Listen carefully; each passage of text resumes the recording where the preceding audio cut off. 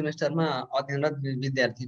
अब यो अहिले कोरोनाको कहरको माझमा छ हामी सबैतिर यस्तै भइरहेको, तर पनि अब दैनन्दिन चाहिँ हामीहरू कुनै रूपमा रिलिफ होस् भनेर भनौँ न यो हाम्रो श्रृङ्खला वेबिनार सिरिज सञ्चालन गर्दै आइरहेका छौँ। सधैँभरि जस्तो अनुराग सबैले अग्रगामी भूमिका नै खेलिरहेको छ। आज हामी 7औं दिनमा छौँ, 2017 साल ज्येष्ठ 2 गते, र कार्यक्रमलाई आजको दिनमा चाहिँ हामीहरू शीर्षक चाहिँ के छ भन्दाखेरि नेपालमा चुरे यसको संवेदनशीलता तथा संरक्षणको आवश्यकता शीर्षकमा रहेर चाहिँ हामीहरू आज चाहिँ एउटा वेबिनार कार्यक्रम सञ्चालन गर्दैछौँ र यसका प्रमुख वक्ता हुनुहुन्छ हाम्रो राष्ट्रपति चुरे संरक्षण कार्यक्रम बुटवलका प्रमुख श्री अजय कार्की। उहाँलाई म वैयक्तिक तर्फबाट पनि धन्यवाद दिन चाहन्छु समय निकाल आइदिनु भएकोमा सुरुमा नै, र साथै मेरो वैयक्तिक तर्फबाट धन्यवाद अनुराग सबैलाई पनि यो कार्यक्रम सञ्चालन गर्ने प्लेटफर्म निर्माण गरेकोमा। साथै अब यो प्राविधिक कुराहरूको लागि यान आर्यनलाई पनि म धन्यवाद दिन चाहन्छु। अब ढिलो नगरी चाहिँ म औपचारिक रूपमै कार्यक्रम प्रवेश गर्न चाहे र जानकारी कतिजना छ छैन। आज कार्यक्रमको हाम्रो सेसनको श्रृङ्खलाको अन्तिम दिन, त्यसै कारणले अब जो अन्तिमसम्मै यहाँहरू रहेर साथ सहयोग गरिदिनु हुनेछ भन्ने आशा म राखेको छु। र अब ढिलो नगरी म कार्यक्रममा औपचारिकतातर्फ लैजान चाहे र यस कार्यक्रमको सभाध्यक्षता ग्रहण गरिदिनु हुनुको लागि हाम्रो यस वन विज्ञान अध्ययन संस्थान अनिरा सबैका संयोजक श्री ईश्वर जोशीज्यूलाई यथास्थानबाटै सभाध्यक्ष को पदको आसन ग्रहण गरिदिनु हुन हार्दिक अनुरोध गर्दछु। धन्यवाद। र साथै दाजु ईश्वर जोशी बाट म यो कार्यक्रमलाई अगाडि बढाउने अनुमति पनि लिन चाहन्छु। धन्यवाद, अगाडि बढाऊ। साथै यस कार्यक्रमको प्रमुख अतिथिको आसन ग्रहण गरिदिनु हुनका लागि यस कार्यक्रमका प्रमुख वक्ता साथै राष्ट्रपति चुरे संरक्षण कार्यक्रम बुटवलका प्रमुख श्री अजय कार्कीज्यूलाई यथास्थानबाटै प्रमुख अतिथिको आसन ग्रहण गरिदिनु हुन हार्दिक अनुरोध गर्दछु। हस्, धन्यवाद, नमस्कार। धन्यवाद। साथै अब वन विज्ञान अध्ययन संस्थान पोखराका अनिरा सभा अध्यक्ष श्री सन्तोष आचार्यज्यूलाई सायद उसोला थाहा होला ज्यूलाई पनि म नाम ठ्याक्कै विषय माफ गर्नु होला। सन्तोष आचार्यज्यूलाई अध्यक्षता ग्रहण गरिदिन हार्दिक अनुरोध गर्दछु। साथै प्राकृतिक स्रोत व्यवस्थापन कटारीका अनुराग सभा अध्यक्ष श्री युवराज भण्डारीलाई पनि अध्यक्ष यस कार्यक्रमको अतिथिको आसन ग्रहण गरिदिनु हुन हार्दिक अनुरोध गर्दछु। साथै कृषि तथा वन विज्ञान विश्वविद्यालय वनसङ्घका हेटौडा अनिरा सबैका कार्यवाहक अध्यक्ष श्री अङ्कित खतिवडाज्यूलाई पनि यस कार्यक्रमको अतिथिको आतिथ्य ग्रहण गरिदिनु हुन हार्दिक अनुरोध गर्दछु। साथै अनिरा सब काठमाडौँ फरेस्ट्री कलेज क्याफकोलका अध्यक्ष श्री कौशल पराजुलीज्यूलाई पनि यस कार्यक्रमको अतिथिको आसन ग्रहण गरिदिनु हुन हार्दिक अनुरोध गर्दछु। साथै यस अनिरा सबै वन विज्ञान अध्ययन संस्थानका नेता तथा पूर्व क्याम्पस कमिटी सदस्य श्री सुपेन लामाज्यूलाई पनि यहीँबाटै म आफ्नो स्थानमा अतिथिको आसन ग्रहण गरिदिनु हुनका लागि हार्दिक अनुरोध गर्दछु। साथै जुन कुनै माध्यमबाट जहाँबाट भए पनि जोडिनु भएका मेरा अग्रज दाइ दिदीहरू, मेरा अभिभावकहरू, मेरा मित्रहरू, साथै मेरा भाइ बहिनीहरूलाई यथास्थानबाट यो भर्चुअल यो प्रकाशीय माध्यमबाट भए पनि यथास्थानमा आसन ग्रहण गरिदिनु हुनको लागि म हार्दिक अनुरोध गर्दछु। र अब औपचारिकता वक्तातर्फ जानुभन्दा पनि पहिला मैले छोटो स्वागत मन्तव्य जोड्न चाहे र स्वागत मन्तव्यको लागि म मेरा मित्र श्री सञ्जय पन्थीज्यूलाई आफ्नो छोटो स्वागत मन्तव्य दिनको लागि हार्दिक अनुरोध गर्दछु।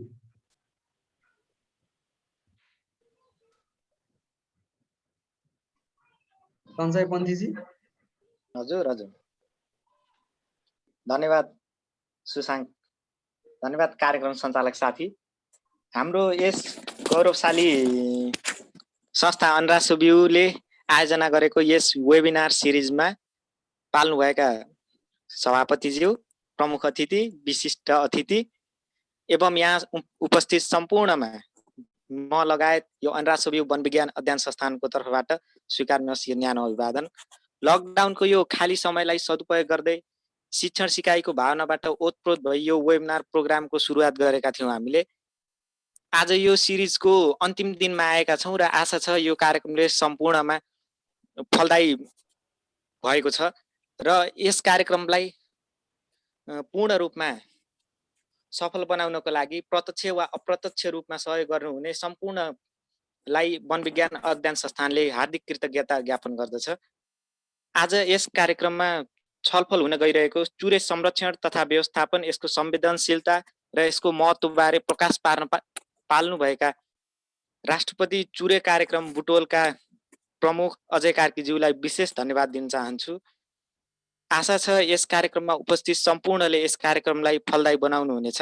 आगामी दिनहरूमा पनि अनरासुबिउ वन विज्ञान अध्ययन संस्थान हेटौडाले यस्तै कार्यक्रम गर्दै जानेछ र यस्तै कार्यक्रम र शिक्षण सिकाइको कार्यक्रमलाई अगाडि बढाउने नै छ। र पुनः एकपटक यस कार्यक्रममा उपस्थित हुने सम्पूर्णलाई स्वागत गर्दै यो मेरो छोटो स्वागत मन्तव्य यही टुङ्ग्याउन चाहन्छु। धन्यवाद। धन्यवाद मित्र सञ्जय पन्थी।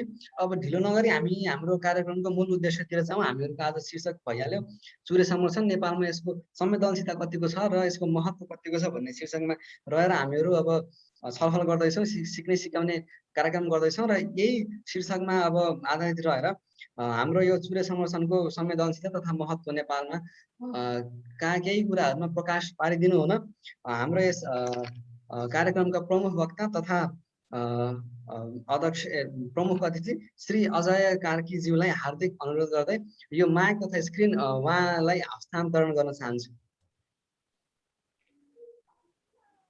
धन्यवाद कार्यक्रम सञ्चालकज्यू, कार्यक्रमका अध्यक्षज्यू, उपस्थित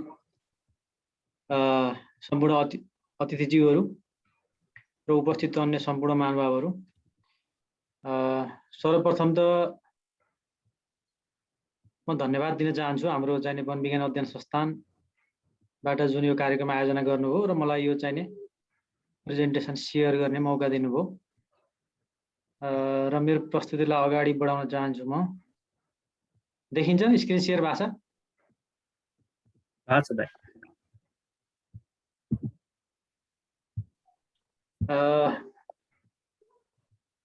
छोटो परिचय दिन्छु। पहिला म चाहिँ अजय कार्की, अघि नै कार्यक्रम सञ्चालक मित्रले पनि भनिसक्नुभयो।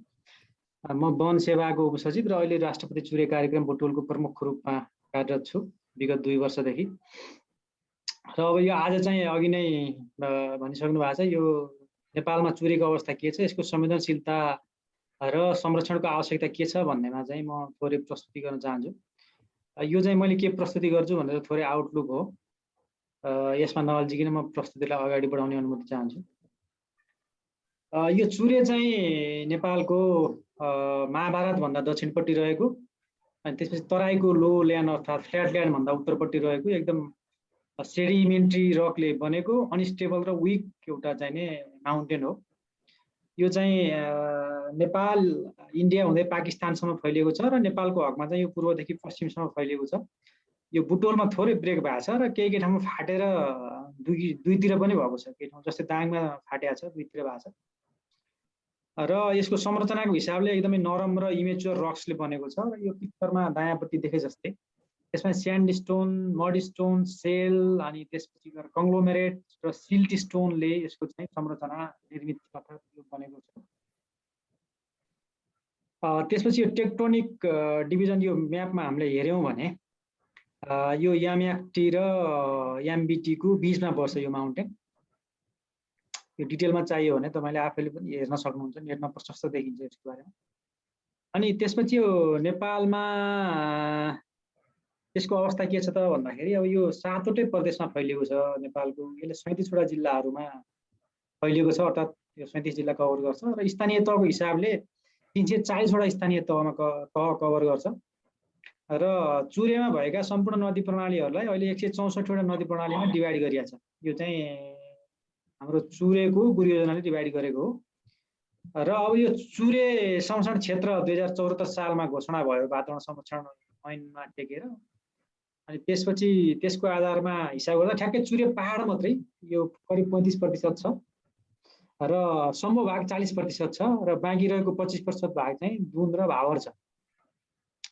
र अब यो देशभरिको हिसाब गर्दाखेरि फेरि टोटल एरियालाई हिसाब गर्दा करिब 13% चुरे पहाडको भाग छ। त्यसपछि 14% फ्ल्याट ल्यान्ड अर्थात् तराईको भाग छ र दुईटै गरेर करिब 27% छ, तराई र चुरे गरेर। र जनसङ्ख्याको कुरा गर्दाखेरि चुरे पहाडमा मात्रै बसोबास गर्ने जनसङ्ख्या 34 लाख छ र चुरे र तराई दुइटै गरेर बस्ने वासस्थानको रूपमा प्रयोग गर्ने जनसङ्ख्याको हिसाब करिब 1.5 करोड छ र यो चाहिँ नेपालको आधा भन्दा बढी जनसङ्ख्या भन्छौँ हामीले चाहिँ 2068 को जनसङ्ख्या अनुसार।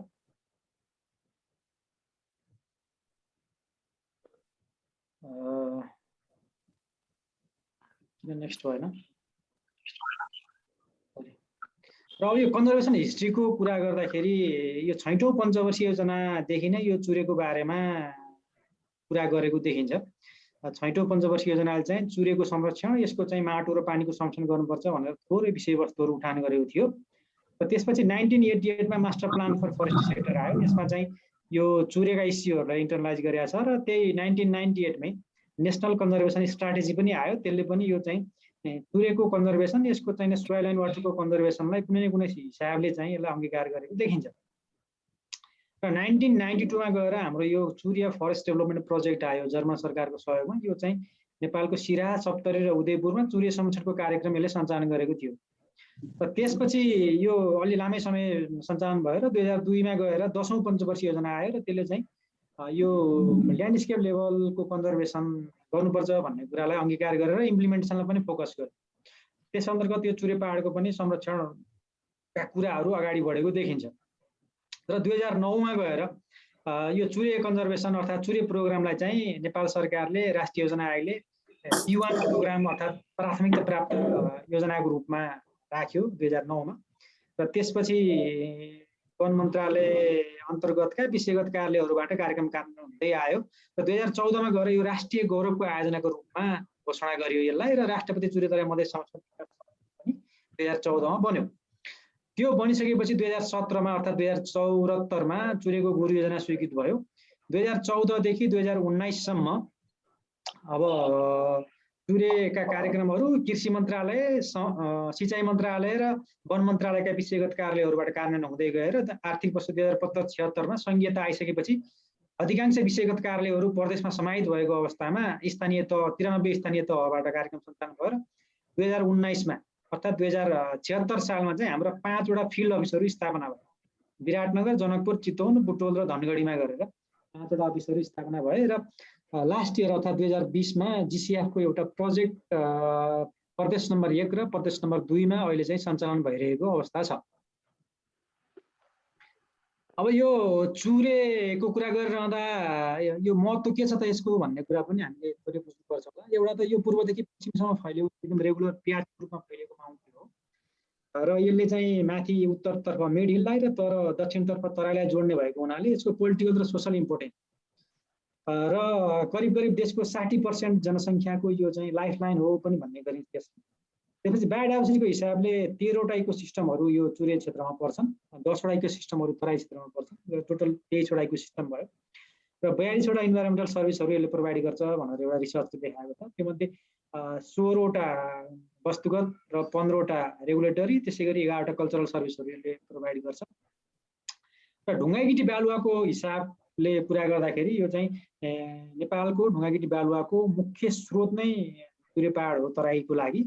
र यसको स्टकलाई क्वान्टिफिकेसन गरेर सस्टेनेबल रूपमा हार्भेस्ट गर्न सकियो भने यसले ठुलो क्वान्टिटी ढुङ्गागिटी बालुवा सप्लाई गर्न सक्छ भनेर चाहिँ अध्ययनहरूले देखाएका छन्। त्यसै गरी अर्को एउटा महत्त्वपूर्ण यसको चाहिँ एस्पेक्ट भनेको इको टुरिज्म हो। मैले यहाँ म्यापमा पनि देखाएको छु, हेर्न सक्नुहुन्छ। जस्तै अब धेरै नेसनल पार्कहरू चुरे क्षेत्रमा पर्छन्, त्यसै गरी वेटल्यान्डहरू छन् र अहिले चाहिँ हात्तीको मुभमेन्ट विशेष गरी सिन्धुली जिल्लामा उत्तरपट्टि हात्तीको मुभमेन्ट चुरेमा एकदमै धेरै देखिएको छ। त्यो हिसाबले वाइल्ड लाइफको हिसाबले पनि यो चाहिँ महत्त्वपूर्ण हेबिट्याट हो भनेर कन्सिडर गर्न सक्ने अवस्था छ। र अहिलेको चुरेको यो संस्थागत संरचना के छ भन्ने थोरै जानकारी राख्न चाहन्छु। यो चाहिँ राज्य मन्त्री सरहको सुविधा पाउने गरी केन्द्रमा एकजना अध्यक्ष हुनुहुन्छ, हाम्रो किरण पौडेल हुनुहुन्छ, अहिले धेरै जस्तो सबैले चिन्नुहुन्छ होला। त्यसपछि लास्टमा गएर हाम्रो 5 वटा फिल्ड अफिस छन्, मोरङदेखि कैलालीसम्म। र यसको टोटल म्यान पावरको हिसाबले हेल्पर समेत गरेर 124 जनाको म्यान पावर भएको अवस्था छ। अब यो चुरेमा समस्याहरू के छन् भन्ने बारेमा म थोरै अगाडि बढ्न चाहन्छु। यसलाई म वान बाई वानै कुरा गर्छु। 1 नम्बर त सबभन्दा पहिलो विषय त यो चाहिँ नेचुरल रूपमै आफै कमजोर छ एकदमै। त्यसपछि यो रिजेनेसनहरू एकदमै घट्दो छ अहिले चाहिँ यो प्लान्टको रिजेनेसनहरू। र इन्भेसिभ स्पेसीहरू एकदम बढ्दो छ। यो चाहिँ मुख्य समस्याको रूपमा देखिएको छ। र त्यसपछि पोलिसीको पनि अलिकति प्रब्लम छ। जस्तै यो दोहोरो कानुन छ, जस्तै ढुङ्गागिटी बालुवाको केसमा के छ भने संवैधानिक रूपमा स्थानीय तहलाई दिएको छ ढुङ्गागिटी बालुवाको अधिकार, र फेरि वन ऐनले के भन्छ भने वन क्षेत्रभित्र पाइने सम्पूर्ण चिज वस्तु उत्पादन के हुन् त्यो चाहिँ वनको हुने भनेको छ। त्यो भएर अलिकति समायोजन गर्नुपर्ने जस्तो देखिन्छ। र त्यसपछि अर्को एउटा समस्या भनेको चुरे संरक्षण क्षेत्र वातावरण संरक्षण ऐनमा टेकेर घोषणा गरियो, तर अहिले चाहिँ चुरेको वन व्यवस्थापन फेरि वन ऐन मार्फत भइरहेको छ। त्यो भएर यो चाहिँ ठ्याक्कै हामीलाई सुहाउँदो कानुन अहिले अभाव छ र कानुनी परिवर्तनको थोरै यसलाई एडजस्ट गर्नुपर्छ। मेरो विचारमा वन ऐनमा चाहिँ थोरै कुरा टेकेर यो कुरालाई खुलाउनु पर्छ होला। त्यसपछि अर्को चाहिँ एउटा संस्थागत समस्या छ यो चुरेको। यो इन्टिग्रेटेड टाइपको मुद्दा छ तर अर्गनाइजेसन स्ट्रक्चर सीमित छ। चुरेलाई ल्यान्डस्केप लेभलमा अङ्गीकार गरेर यसका इस्युहरू जस्तै कम्पोनेन्टहरू हुन् फरेस्ट, वाटर सेड, सोइल, त्यसपछि गएर खानेपानी, इरिगेसन, कृषि, भेटनरी सबै कुराहरूलाई इन्टिग्रेटेड रूपमा व्यवस्थापन गर्ने गरी संरचना चाहिने हो। तर अहिले चाहिँ फरेस्ट्री र केही मात्रामा इन्जिनियरिङको मात्रै हामीसँग सङ्गठन संरचना छ। त्यसले गर्दा चुरेका इस्युहरूलाई व्यवस्थापन गर्ने गरी हामी अगाडि बढ्न नसकेको हो कि भन्ने भान हुन्छ। त्यसै गरी अर्को एउटा चाहिँ नदी र नदीको चाहिने रिसोर्सहरू युज गर्नलाई सबै अगाडि सर्ने, तर नदीको व्यवस्थापन गर्न ठ्याक्कै को जिम्मेवार हो त भन्ने कुरा हाम्रो नेपालमा अहिलेसम्म क्लियर भइसकेको अवस्था छैन। र अर्को एउटा ठुलो एकदम जेन्युन प्रब्लम भनेको 3 तहको सरकार छ हाम्रो। त्यो 3 तहको सरकारलाई कसरी समन्वय गर्ने भनेर समन्वय संयन्त्रको अभाव छ हामी कहाँ। त्यो भनेको हाम्रो चुरेमा मात्रै होइन, अरू अन्त पनि यो 3 तहको गभर्मेन्टको कोअर्डिनेसन गर्ने गरी कुनै पनि मेकानिजम छैन। त्यसले गर्दा प्रोग्राम इम्प्लिमेन्टेसन, कोअर्डिनेसन लगायतका कुराहरूमा असहज परिस्थिति सिर्जना भइरहेको छ। अब अहिले चुरेले गरिरहेको कार्यक्रमको हिसाबले के समस्या छ त भन्दाखेरि यो अलिकति यो सेक्टरल डुप्लिकेसन अर्थात् रेप्लिकेसन छ थोरै। यो भनेको हाम्रो चाहिँ जलाधार व्यवस्थापन कार्यालयहरू छन् प्रदेशका वन मन्त्रालय अन्तर्गतकै। त्यसै गरी हाम्रो चाहिँ नि कार्यक्रम कार्यान्वयन निकाय भयो, त्यसपछि सिँचाइ कार्यालय भयो, जल उत्पन्न कार्यालय भयो, वन कार्यालय हो।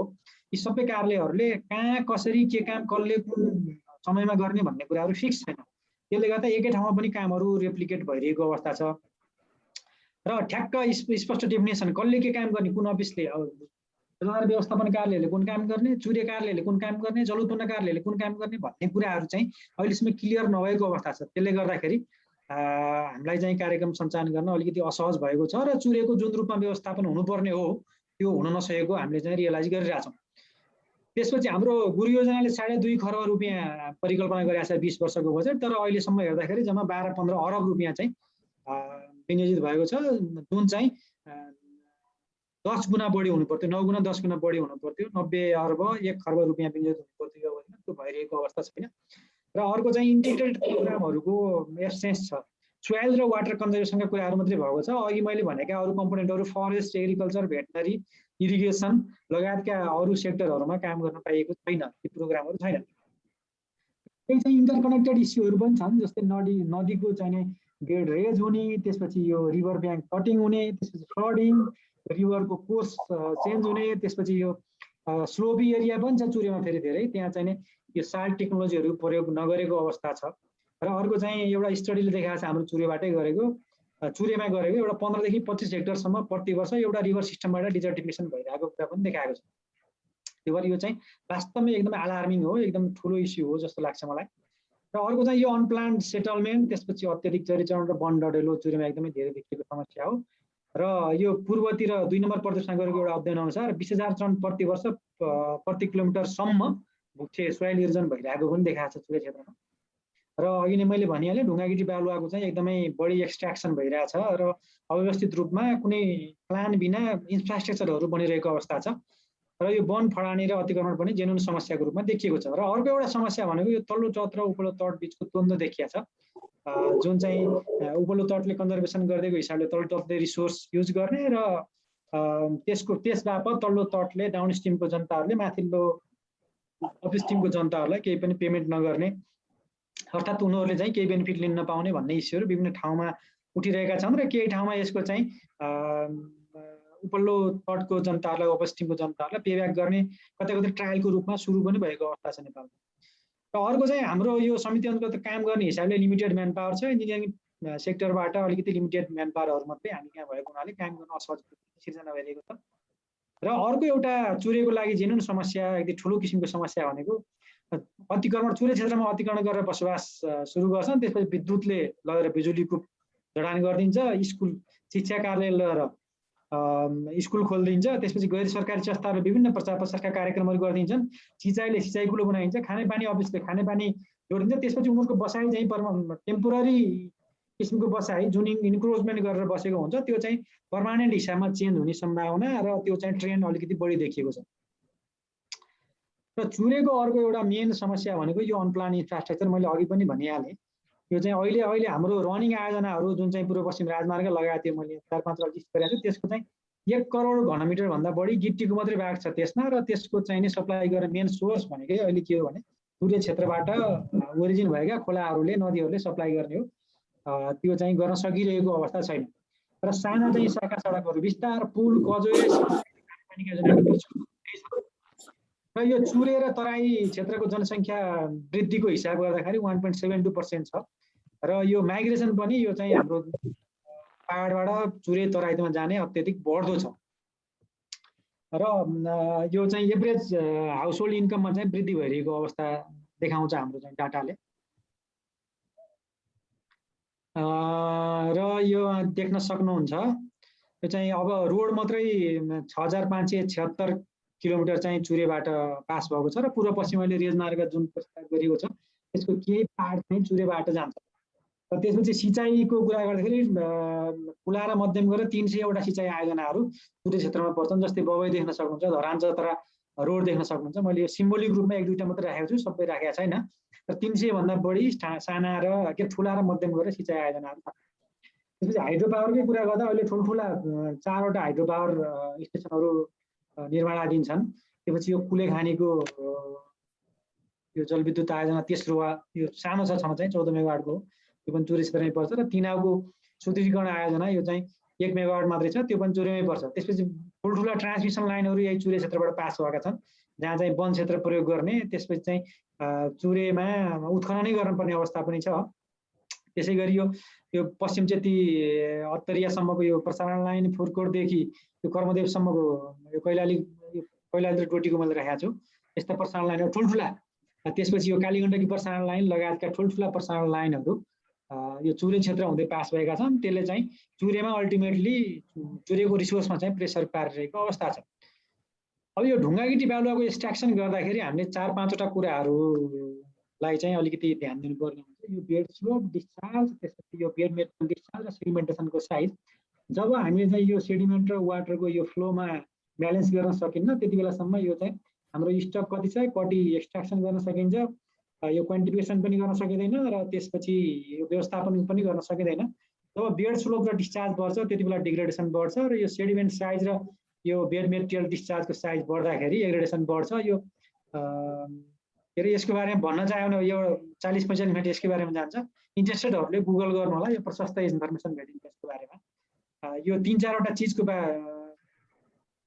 भेरिएबलको ब्यालेन्स भइसकेपछि मात्रै यो नदीको व्यवस्थापन गर्न सकिन्छ, सेडिमेन्टको व्यवस्थापन गर्न सकिन्छ, र यो चाहिँ वाटर फ्लोलाई चाहिँ म्यानेज गर्न सकिन्छ भन्ने कुरा मात्रै मैले डिस्प्ले गर्न खोजेको। र त्यसपछि यो ढुङ्गागिटी बालुवाको केसमा यो साइन्टिफिक स्टक अहिलेसम्म हाम्रो क्वान्टिफिकेसन भएको अवस्था छैन। यो वैज्ञानिक हिसाबको गाइडलाइनहरू छैन अहिलेसम्म। हुन त गत वर्ष 2077 सालमा नेपाल सरकारले एउटा गाइडलाइन चाहिँ निकालेको छ, तर त्यो साइन्टिफिक छैन। त्यसपछि यो मोनिटरिङ एन्ड रेगुलेटर मेकानिजम त पोर छ यसको चाहिँ, अब कसले गर्ने, त्यसपछि कसरी गर्ने, कति फ्रिक्वेन्टली गर्ने भन्ने कुरा केही पनि फिक्स छैन। त्यो भएर र अर्को एउटा मुख्य समस्या भनेको यसमा लगानी र रिटर्नको हिसाबले ढुङ्गागिटी बालुवामा एकदम धेरै डिफ्रेन्स छ। त्यो भएर थोरै लगानी गर्दा पनि धेरै रिटर्न लिन सक्ने अवस्था छ। त्यसले गर्दाखेरि यो बिचको जुन ग्याप छ त्यसमा प्ले गर्ने सम्भावना एकदम बढी भएको हिसाबले गर्दाखेरि यो चाहिँ अलिकति सबैको आकर्षणको केन्द्र, तर म्यानेज गर्न नसकेको अवस्था छ। र यो चुरे समितिले चाहिँ के गरिरहेछ यो 5 वटा कार्यालय मार्फत भन्ने कुरा म चाहिँ थोरै राख्न चाहन्छु। दायाँतिर भएको 2टा फोटाहरू म कार्यरत रहेको क्षेत्र बुटोलबाट हामीले काम गरेका फोटोहरू हुन्। करिब 1.5 अर्बदेखि 2 अर्ब रुपियाँ वार्षिक रूपमा 5 वटा कार्यालय मार्फत खर्च हुन्छ, र जसको चाहिँ करिब 80% पैसा चाहिँ यो क्लाइमेट चेन्ज एडेप्टेसन र यो डिजास्टर प्रिभेन्सनका कामहरूमा खर्च हुन्छ। र बाँकी रहेको पैसा चाहिँ प्लान्टेसन, इन्कम जेनेरेसन र इको टुरिज्ममा खर्च हुन्छ। यो मैले थोरै हामी अप स्ट्रिममा के गर्छौँ, डाउन स्ट्रिममा के गर्छौँ भन्ने देखाउन खोजेको छु। अप स्ट्रिममा चाहिँ हामी के गर्छौँ भने ठ्याक्क चुरे हिलमै अप स्ट्रिम भनेको त्यसमा चाहिँ चुरे पहाडको यो कन्जर्भेसनको प्रोग्राम हुन्छ, ग्रिनरी प्रमोसनको कुरा हुन्छ, त्यसपछि यो क्षतिग्रस्त भूमि पुनरुत्थान कार्यक्रम र यो गल्छी पहिरो सानातिना पहिरोहरू नियन्त्रण कार्यक्रम हुन्छ। डाउन स्ट्रिममा चाहिँ यो नदी किनारा स्थिरीकरण, पोखरी निर्माण र यो कृषि वन कार्यक्रम लगायतका कार्यक्रमहरू र यो तराई र पहाडको ठ्याक्क फुटहिलमा चाहिँ कस्ता किसिमका कार्यक्रमहरू सञ्चालन हुन्छन् त भन्दाखेरि विशेष गरी यो चाहिँ रन अफ वाटर हार्भेस्टिङ, त्यसपछि यो कन्जर्भेसन पन्ड, यो ग्राउन्ड वाटर रिचार्जका कामहरू यस्ता हुन्छन्। यो भनेको मुख्य चाहिँ वाटरको रिचार्जलाई फोकस गर्ने गरी फुटहिलमा चाहिँ त्यस्ता किसिमका कार्यक्रमहरू हाम्रो केन्द्रित हुन्छन्। र अरू चाहिँ यो प्रचार प्रसारका कार्यक्रमहरू पनि हामीले सामान्य रूपमा गर्ने गरेका छौँ। र अब यो चुरेको व्यवस्थापनसँग देखिएका इस्युहरूलाई यो के गर्नुपर्छ भन्दाखेरि अब यो तहगत समन्वय गर्न एउटा विशेष स्पेसल एउटा कानुनको आवश्यकता पर्छ होला, किनभने तीनवटै सरकारको चुरेसँग मात्रै होइन अन्य सबै क्षेत्रको कोर्डिनेसनको लागि यो विशेष कानुन भएन भने यो तीन तहको सरकारबीच समन्वय गर्ने संयन्त्र नहुँदा विकास निर्माणका काम लगायत सबै कामहरूमा समस्या देखिरहेको छ र देखि नै रहनेछ। र यो चुरे संरक्षण र व्यवस्थापनको निम्ति इन्टिग्रेटेड पोलिसी चाहिन्छ। हामीसँग इन्टिग्रेटेड पोलिसीको अभाव छ। अहिले हामीले सोइल र वाटर दुईटा कम्पोनेन्टमा मात्रै काम गरिरहेको छौँ। यसका 8-10वटा कम्पोनेन्ट गर्छ मैले अघि नै भनेको थिएँ। 8-10वटा बाँकी रहेका 6-7वटा कम्पोनेन्टमा काम गर्नको लागि यो चाहिँ इन्टिग्रेटेड हिसाबले एउटा चाहिँ लको आवश्यकता छ। र त्यो इन्टिग्रेटेड प्रोग्रामहरू सबै सेक्टरल प्रोग्रामहरू इम्प्लिमेन्ट गर्नको लागि यो चाहिँ सब्जेक्ट वाइज टेक्निसियन र यो चाहिँ एक्सपर्टहरू को आवश्यकता देखिन्छ। र यो चाहिँ अप स्ट्रिम र डाउन स्ट्रिमलाई सँगै जोड्ने गरी रिभर सिस्टम प्रोग्रामहरू आवश्यक देखिन्छ र अहिले पनि गर्न चाहिँ खोजिएको छ, तथापि ठ्याक्कै एकदम राम्रो फर्ममा एप्लाई गर्न सकिएको छैन। र इन्टिग्रेटेड रूपमा रिभर सिस्टम एप्रोचमा काम गर्ने गरी प्रोग्रामहरू आवश्यक छ। र अर्को ठुलो समस्याको रूपमा रहेको यो चाहिँ अव्यवस्थित बसोबास, अनप्लान्ड सेटलमेन्टलाई चाहिँ उचित ठाउँमा चाहिँ यो बसोबासको प्रबन्ध गरिएन भने यो चुरेको समस्या विशेष गरी प्रदेश नम्बर 2 र 1 मा छ अझ ठुलो समस्या, पश्चिमतिर भन्दा पनि यो चाहिँ 30 देखि 50 वर्षभित्रमा मरुभूमिको रूपमा परिणत हुन्छ भनेर अध्ययनहरूले देखाएका छन्। त्यो भएर यो अनप्लान्ड सेटलमेन्टलाई छिट्टै चाहिँ सिफ्ट गर्नुपर्ने आवश्यकता छ। र अर्को चाहिँ यो पब्लिक लेभलमा अवेरनेसको एकदमै कमी देखिन्छ र यो पब्लिक लेभलको यो अवेरनेस गर्नको लागि तीन तहकै सङ्घ, प्रदेश र स्थानीय तह तीनटै सरकार लागेर यो चाहिँ अवेरनेसको कामहरूलाई र जनतालाई चाहिँ ओनरसिप फिल गर्ने गरी प्रोग्रामहरू अगाडि बढाउनु पर्ने देखिन्छ।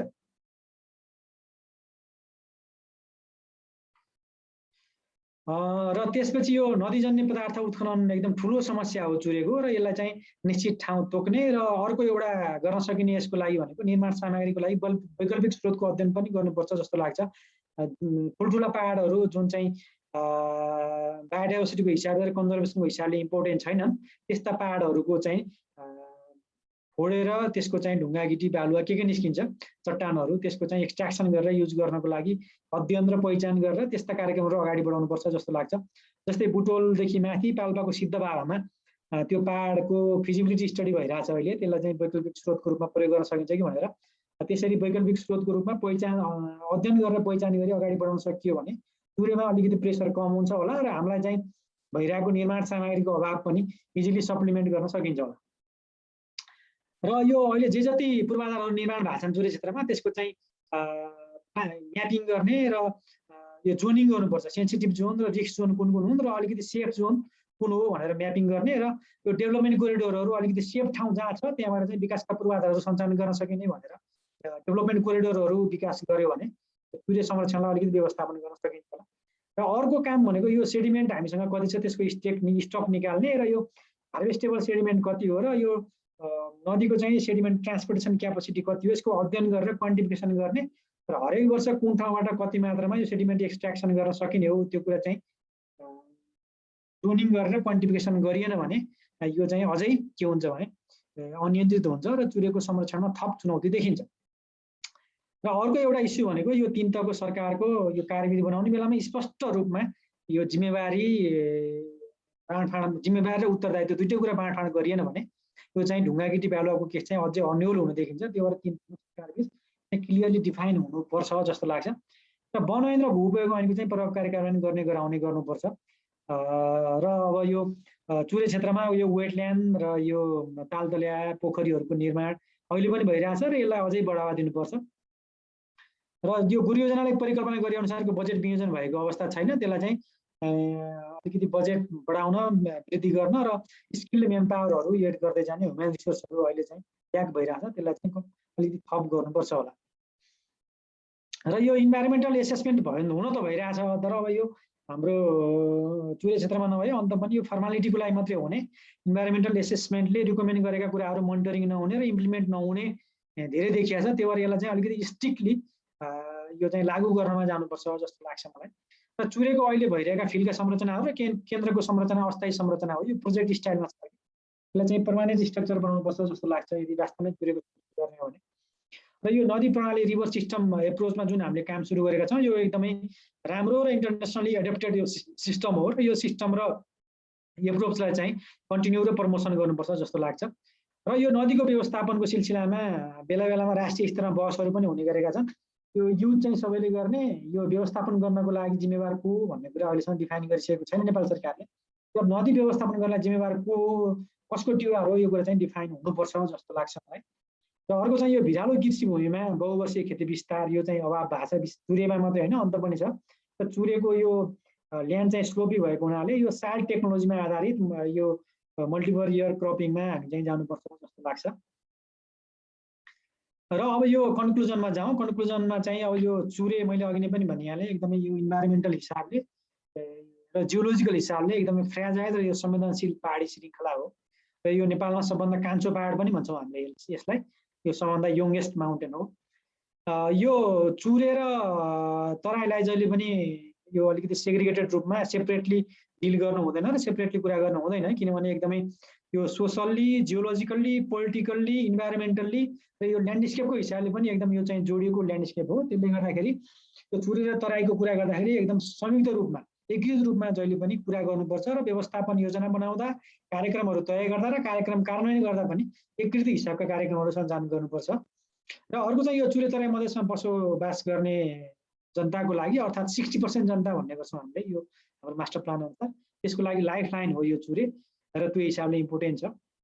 र गुरु योजना चाहिँ सङ्घीयता नआउँदै यो बनेको गुरु योजना हो र त्यसको लागि यो सेक्टरल ओनरसिप हुने गरी र इफेक्टिभ इम्प्लिमेन्टेसनको लागि अब गुरु योजनालाई रिभाइज गरेर तिनै तहको सरकारले अपनत्व लिने र प्रभावकारी कार्यान्वयन गर्न तिनैवटै सरकारले हातेमालो गर्ने गरी गुरु योजनाको रिभाइज गर्नुपर्ने देखिन्छ। र चुरेको मुख्य यो उत्पादन भनेको यसको चाहिँ इन्भाइरोमेन्टल सर्भिस अर्थात् इकोसिस्टम सर्भिसहरू नै हुन्। र लास्टमा यो चाहिँ चुरे अर्थात् यो सोइल वाटरको कन्जर्भेसन भनेको के हो भने एउटै प्रिन्सिपल अर्थात् नारा भनेको यसको क्यापेसिटी अनुसार प्रयोग गर्ने र आवश्यकता अनुसार ट्रिटमेन्ट गर्यो भने यो चाहिँ नै हामीले चुरे पहाडलाई अवश्य पनि संरक्षण व्यवस्थापन गर्न सक्छौँ र हाम्रो भावी पुस्ताहरूलाई अहिले चुरे पहाड जस्तो अवस्थामा छ त्यहाँभन्दा राम्रो अवस्थामा हामीले चाहिँ चुरे पहाडलाई ह्यान्डओभर गर्न सक्छौँ। त्यो भएर जहिले पनि यो क्षमता अनुसार उपयोग र आवश्यकता अनुसारको उपचार गर्यो भने यसका यो संवेदनशीलताहरूलाई व्यवस्थापन गर्न सकिन्छ। मेरो प्रस्तुति यति नै हो। अब तपाईँहरूका क्वेसनहरू केही छन् भने राख्न सक्नुहुन्छ, म चाहिँ क्लियर गर्ने प्रयास गर्छु।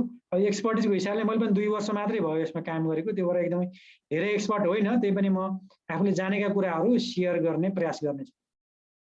Thank you.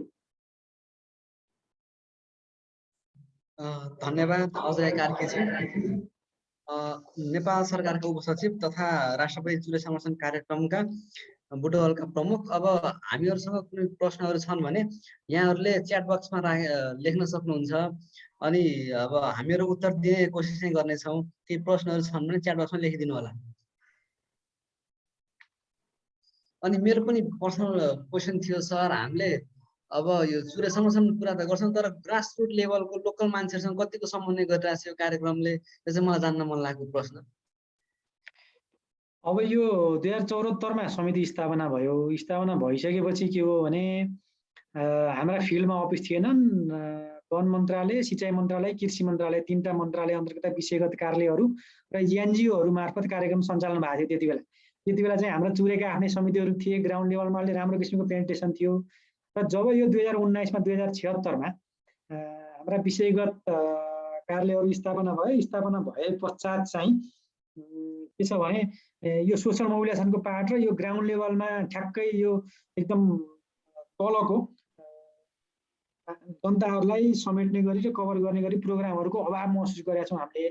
2 वर्ष चाहिँ त्यो प्रोग्राम सञ्चालन भएन र आगामी वर्षबाट यो सोसल एस्पेक्टलाई कभर गर्ने गरी अलिकति कार्यक्रमहरू प्रस्तावित गरिएको छ। 2 वर्ष चाहिँ ग्याप भयो, लास्ट 2 इयर्स, यो वर्ष र अघिल्लो वर्ष ग्याप भयो, त्योभन्दा पहिला पनि थियो र आगामी वर्षमा पनि छ र यो 2 वर्ष चाहिँ ग्याप छ, त्यो सोसल प्रोग्रामहरू अलि जनतासँग पुग्ने कार्यक्रमहरू ग्याप छ। धन्यवाद सर, हामीहरू प्रश्न देखिरहेका छैनौँ। अब प्रश्न अब्दुलजीले राख्नु भएको छ, यो 1 2 3 मै छ यो जिसिएफ को प्रोजेक्ट भनेर। 3 नम्बर प्रदेशको पनि 1 2 जिल्लाहरू कभर गर्छ यसले।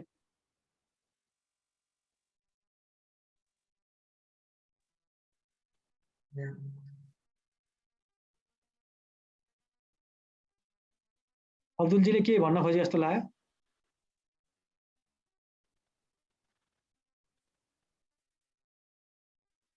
सर एउटा प्रश्न आएको रहेछ युवराज युवराज भण्डारीले हो?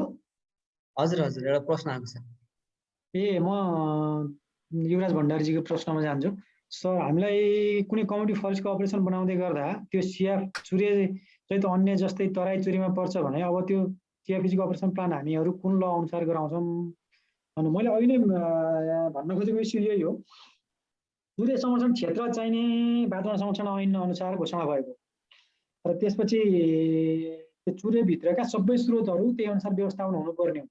तर वन ऐन 2000 पछि आयो, 2077 मा वन ऐन आइसकेपछि के हो भने वन ऐनले चाहिँ वन क्षेत्रको व्यवस्थापन वन ऐन अनुसार गर्नुपर्छ भन्छ। तर त्यो वन ऐनमा चुरे क्षेत्रको व्यवस्थापनको बारेमा थोरै 1 2 दफाहरू क्लियरली राखिदिएको भए सहज हुन्थ्यो, तर त्यो छैन। तथापि अहिले चाहिँ हाम्रो के गरिरहेछौँ भने यो सामुदायिक वनको कार्ययोजना अर्थात् सम्पूर्ण वन व्यवस्थापन गर्दाखेरि वन ऐन अनुसार नै गर्ने गरेका छौँ र त्यही अनुसार गर्नुपर्छ। तथापि यो दुईटा ऐनको बीचमा सिंक्रोनाइजेसन गर्नु चाहिँ आवश्यकता छ। अर्को प्रश्न छ हामीसँग, जिसिआर भनेको के भनेर धीरज भट्टराईजीले सोध्नु भएको रहेछ। जिसिएफ भन्नुभयो होला, यो ग्रिन क्लाइमेट फन्ड। हजुर,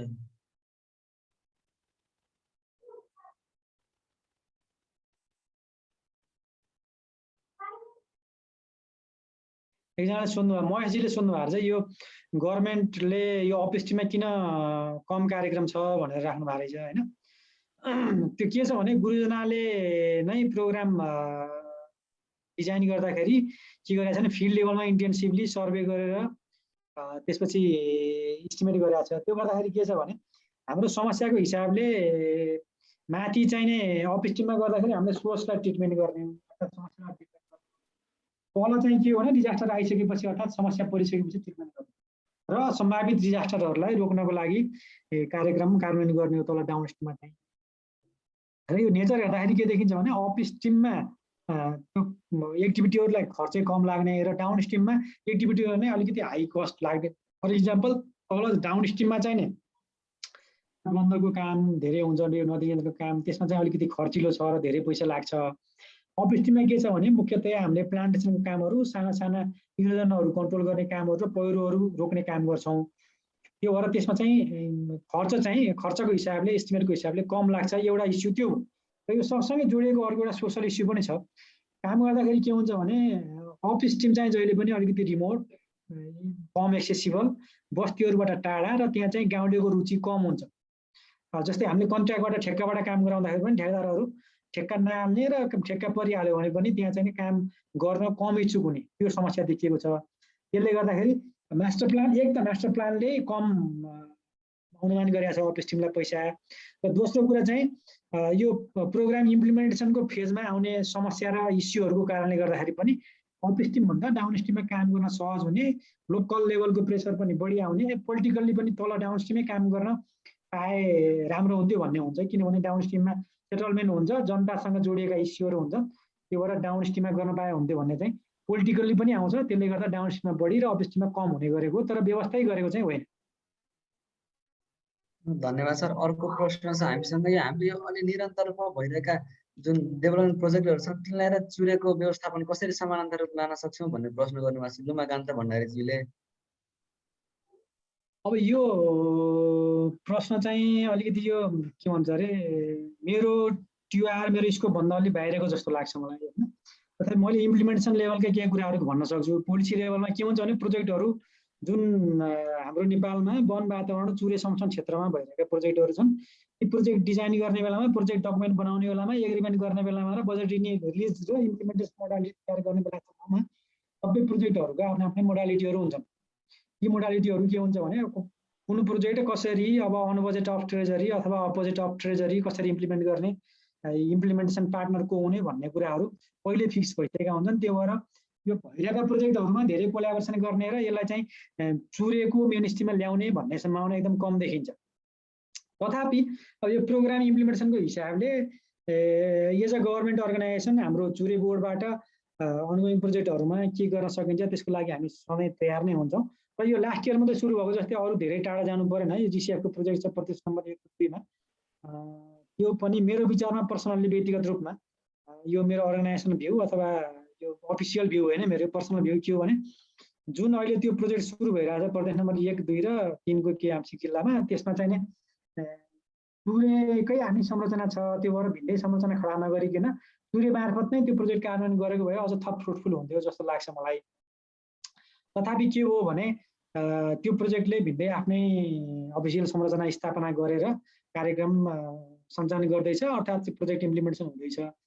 त्यो भएर भइरहेको संरचना युज गर्ने, भइरहेका हाम्रा जति पनि जनशक्तिहरू छन् ती जनशक्तिहरूलाई क्यापेसिटी बिल्डिङ गर्ने, सोसल र टेक्निकल कुराहरूमा क्यापेसिटी बिल्डअप गर्ने र प्रोग्राम इम्प्लिमेन्टेसनको हिसाबले अहिले भइरहेका चुरे कार्यालयहरू जुन छन् फिल्डमा तिनीहरूसँग मेन स्ट्रिमिङ गरेर गयो भने हामी चाहिने सँगसँगै जान सक्छौँ। We can go together. त्यसरी चाहिँ अगाडि बढ्न सकिन्छ जस्तो लाग्छ मलाई। अर्को के क्वेसन छ जस्तो लाग्यो? हामी बिडिङबाट धेरै काम किन गर्न सकिरहेको छैनौँ सर? बट इयरबाट हजुरहरू बिडिङबाट नि जानुभएको छ, बट वी फ्रम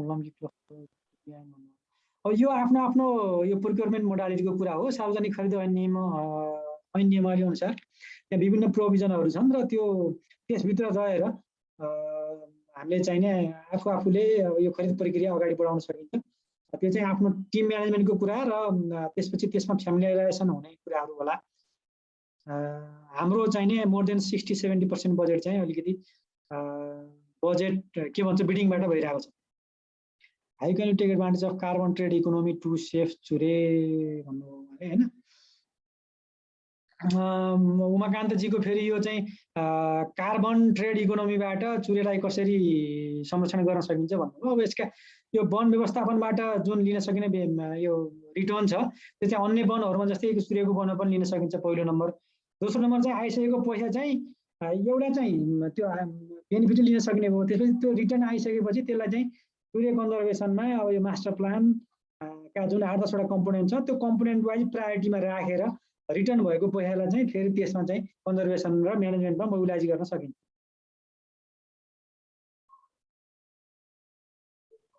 अरू केही छ? हामीहरूसँग अरू प्रश्नहरू छन् भने राखिदिनु होला।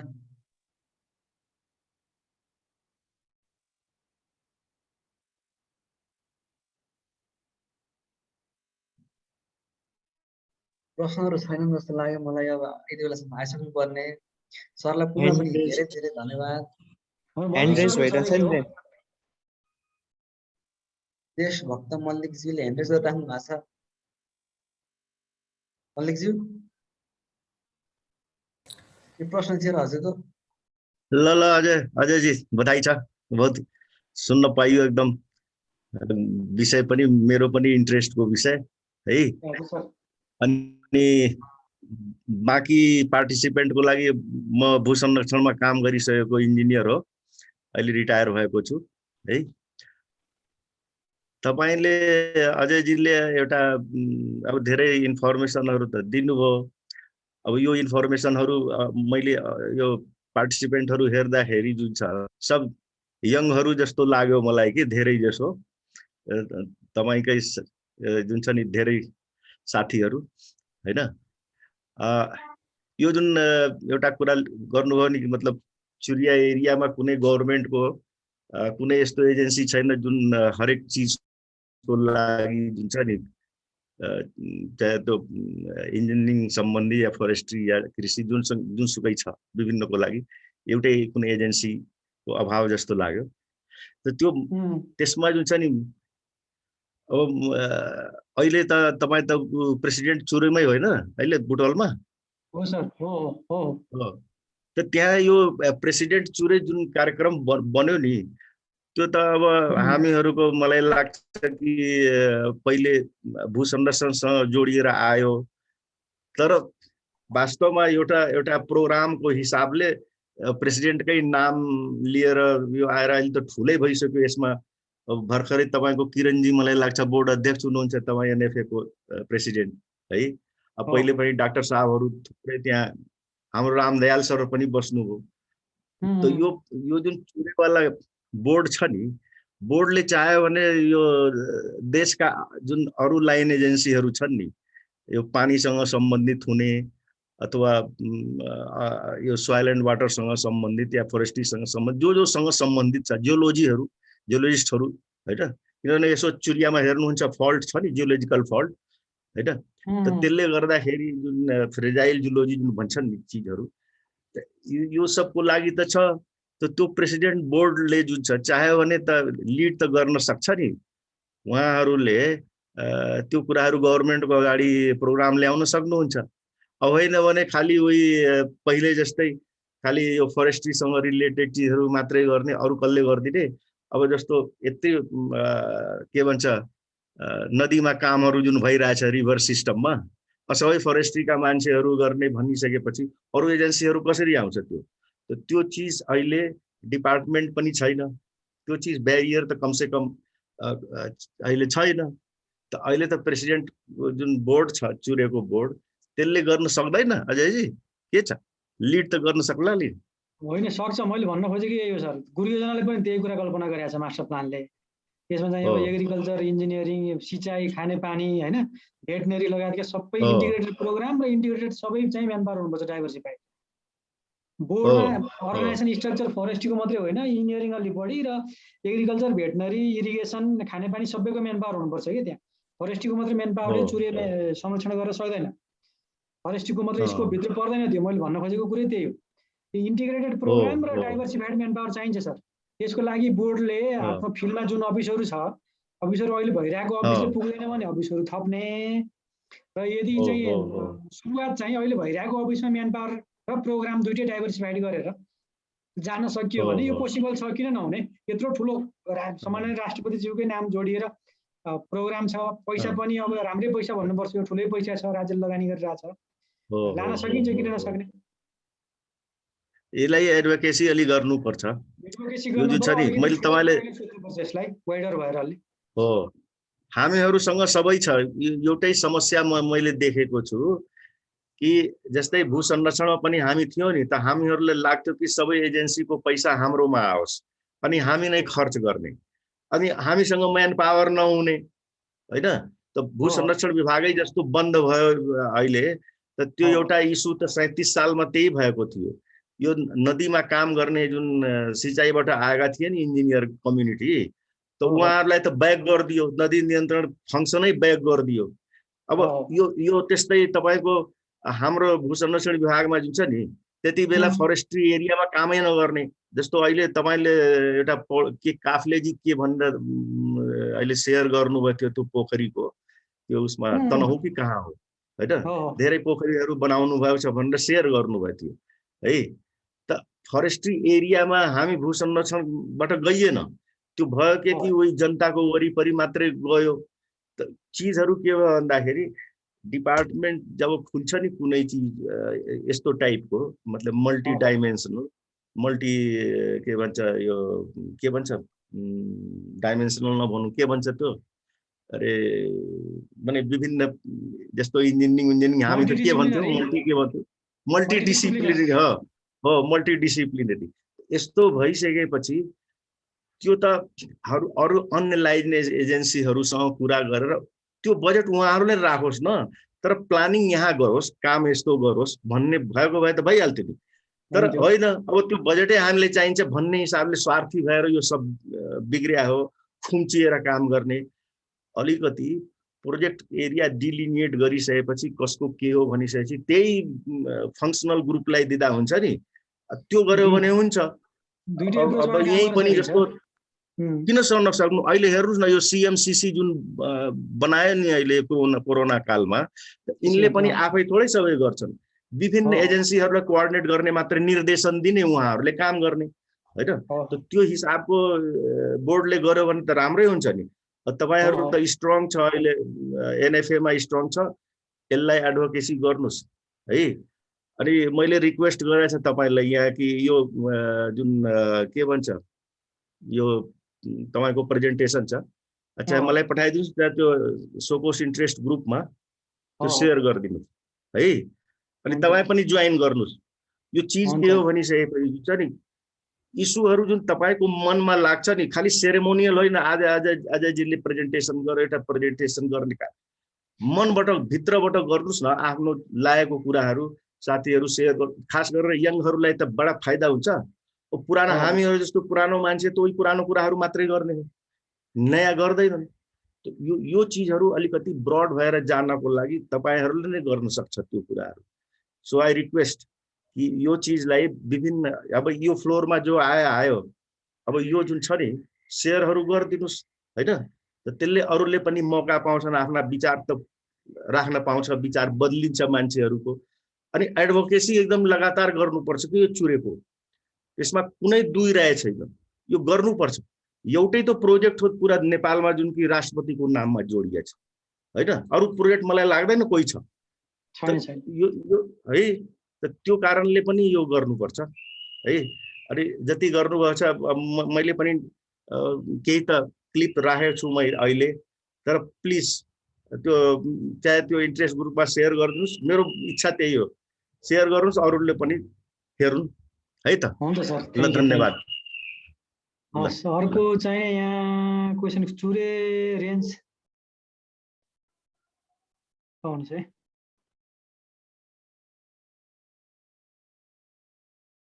चुरे रेन्जको डिफोरेसन बढी किन हुन्छ सर भन्ने कुरा आयो। मैले अघि नै पनि भनिहालेँ, यसको के छ भनेदेखि यो माइग्रेटेड पपुलेसनहरू बढी छ र यो इन्कमको हिसाबले अलिकति तल्लो कम इन्कम हुने मान्छेहरू चाहिँ बढी यो चुरे रेन्जमा बसिरहेको देखिन्छ। र त्यसपछि अर्को चाहिँ गभर्मेन्ट एजेन्सीहरू अलिक तल तल तराईमा बढी छ, माथि चुरे पाहाडमा ठ्याक्कै एजेन्सीहरूको रिप्रेजेन्टेसन कम छ। जस्तै वन कार्यालयहरू माथि चुरेमा छैन, पुलिस हुँदैन, सरकारी संयन्त्रहरूको उपस्थिति अलिक कम छ, तराईमा बढी छ, माथि पाहाडमा कम छ। त्यसले गर्दा के छ त भन्दाखेरि यो डिफरेस्टेसन इन्क्रोचमेन्टका कुराहरू माथि चुरेमै अलिकति बढी छ। त्यसपछि यो फरेस्ट म्यानेजमेन्ट कुन ठिक हुन्छ भन्ने कुरा छ अर्को। यसको लागि यस्तो गर्नुपर्छ र चुरेको सबै एरियामा चाहिँ फरेस्ट म्यानेजमेन्ट गर्न सकिँदैन। केही एरियाहरू चाहिँ अलिकति सेन्सिटिभ एरियाहरू छन् चुरेका, तिनलाई चाहिँ जोनिङ गर्नुपर्छ पहिला। जहाँ चाहिँ इन्ट्याक्ट नेचुरलै छोडिदिनु पर्ने एरियाहरू धेरै छ मेरो विचारमा। यो चाहिँ 40% भन्दा बढी एरिया त हामीले फरेस्ट म्यानेजमेन्ट युज गर्न सक्दैनौँ, त्यस्ता एरियाहरू छन्, त्यो चाहिँ त्यत्तिकै छोड्नुपर्छ। र बाँकी रहेको 60% जस्तो एरिया छ, त्यसमा चाहिँ सिलेक्सन प्रणाली नै हो। अब चुरेको त स्लोप अनुसार र सेन्सिटिभिटी अनुसार सिलेक्सन प्रणाली नै युज गर्नुपर्छ। हाम्रो सुजन कतिवटाको के छ, फ्युचर प्रोजेक्ट्स इन मकवानपुर के भन्नुभयो? चुरेको लागि कुन फरेस्ट सिद्धबाबु केसमा चुरेलाई पनि ट्रिट र बेला बेलामा मानवीय क्षति पनि हुँदै आएको छ। यसको लागि फर्दर के सोच्नु भएको छ, एनी प्लान? यो सिद्धबाबु यस्तो छ, यो एकदम ठुलो इस्यु हो, ठुलो केस हो यो। चुरेले आफैले केही गर्न सक्ने अवस्था छैन देशमा हैन। यसमा चाहिँ विभिन्न लेभलबाट स्टडीहरू भइरहेको छ। अहिले प्रदेश नम्बर 5 को लुम्बिनी प्रदेश सरकारले पनि यस्तो यो सिद्धबाबाको पहाडलाई काटेर कन्स्ट्रक्सन मेटेरियलहरू सप्लाई गर्ने, त्यो गर्दाखेरि एउटा चाहिँ यो अहिले भइरहेका एक्सिडेन्टहरू कम हुने भयो। अर्को चाहिँ कन्स्ट्रक्सन मेटेरियलहरूको जुन सर्टेज छ यो बजारमा, त्यो पनि क्विकली हुने सक्ने सम्भावनालाई के हुन्छ भनेर फिजिबिलिटी स्टडी गर्दैछ, एउटा पहिलो विषय। र दोस्रो विषय चाहिँ त्यहाँबाट चाहिँ टनल सुरुङ बनाएर बाटो पास गर्ने, जसले गर्दा यो रोड क्याजुअलिटीहरू जुन भइरहेको छ अहिले रोड एक्सिडेन्ट, त्यसले चाहिँ मिनिमाइज गर्छ। र त्यसको चाहिँ स्रोत सुनिश्चितता भएर टेन्डर प्रक्रियामा गयो कि जस्तो लाग्छ मलाई। त्यो रोडको चाहिँ चुरे आफैले चाहिँ यसमा धेरै काम गरेर रोक्न सक्ने गरी हामीसँग बजेट पनि छैन र मेन पावर पनि छैन, त्यो किसिमको डिजाइन पनि छैन अहिले करेन्टली। कालीगण्डकीबाट चाहिँ डाइभर्जन क्रिएट गरेर त्यहाँको खोलामा झार्ने भन्ने कुरो छ, त्यो त्यही हुँदै जाने हैन? त्यो कालीगण्डकी नदीबाट हजुर हजुर त्यो त फाइनल भइसक्यो छैन, त्यो फिजिबिलिटी स्टडी मात्रै भएको ए भयो भने त्यो सिद्ध बाबा एरियाबाट हुन्छ होइन हो, त्यही आसपासबाट जान्छ। हुन्छ, फिजिबिलिटी स्टडीमै छ त्यो। ए हस् सर।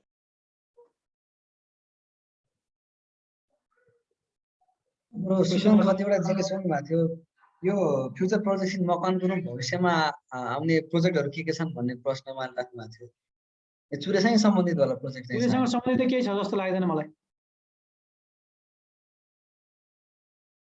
अनि हाम्रो सर्वप्रथम यो देशभक्त मल्लिकजीलाई धन्यवाद है, अब आफ्नो कुराहरू पनि राखिदिनु भयो। अनि हाम्रो अब्दुल साहिम अन्सारीज्यूले अघिदेखि केही प्रश्न सोध्न खोजिराख्नु भएको थियो, कृपया प्रश्न राखिदिनु भयो भने सहज हुन्थ्यो हामीलाई। अब्दुल साहिम अन्सारीज्यू कता हुनुहुन्छ?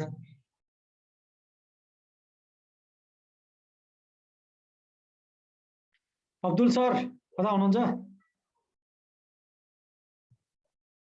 उहाँ हुनुहुन्न अहिले। उहाँ ग्रुपमै नआउनुहुँदो रहेछ। ल अब प्रश्नहरू यति हुन् जस्तो लाग्यो मलाई। अब आएछ भने फेरि अब जोडिँदै गरौँ प्रश्नहरूसँग।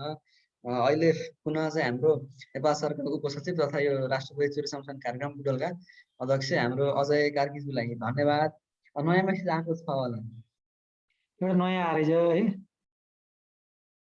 विभिन्न वन अतिक्रमण र अनियन्त्रित ढुङ्गागिटी बालुवा सङ्कलन गरी चुरियाको अत्यधिक दोहन भइरहेको छ, यसलाई रोक्न के छ चुरियाको प्लान भन्ने कुरा।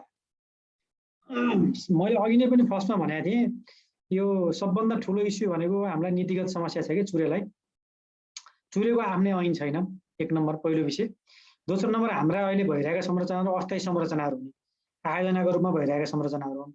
त्यो भएर हामीले चाहिँ गर्ने भनेको के हो भने अहिले भइरहेका प्रिभेलिङ लहरूले हामीलाई एलाउ गर्ने के हो भने जिल्ला प्रशासन कार्यालय, वन कार्यालय, प्रहरी र जिल्ला अनुगमन समितिलाई हामीले रिक्वेस्ट गर्ने हो। यो ढुङ्गागिटी बालुवाको केसमा ल यहाँ यस्तो भइरहेको छ, चुरे क्षेत्रको दोहन भयो, त्यो भएर यसलाई चाहिने रोक्नुहोस्, यो चाहिने चुरेको संरक्षणको अगेन्स्टमा छ भनेर रिक्वेस्ट मात्रै गर्ने हो। हाम्रो अहिले भइरहेको कानुन अनुसार यसलाई चाहिँ नियमन गर्ने अधिकार हाम्रो चुरेसँग छैन। त्यो भएर एकदमै अर्जेन्ट निड भनेको के हो भने पोलिसी रिफर्म हुनुपर्छ। यो चुरेको संरक्षणको सवालमा ढुङ्गागिटी बालुवाको एक्सट्र्याक्सन र अन्य रिसोर्सहरूको एक्सट्र्याक्सन जुन चाहिँ इलिगल भइरहेछ, त्यसको केसमा चुरेको आफ्नै संयन्त्र बनाएर त्यसलाई चाहिँ कानुन ल इन्फोर्समेन्ट गर्न दिनु नै, ल इन्फोर्समेन्ट नै गर्न दिनुपर्छ भन्ने छैन। जस्तै भइरहेका संरचनाहरू छन्, सिडिओलाई दिन सकिन्छ, डिएफलाई दिन सकिन्छ, पुलिसलाई दिन सकिन्छ, किन उसलाई इन्फोर्स गर्ने गरी कानुनको चाहिँ आवश्यकता महसुस भएको छ। मुख्य सबभन्दा पहिला कानुनबाट सुरुवात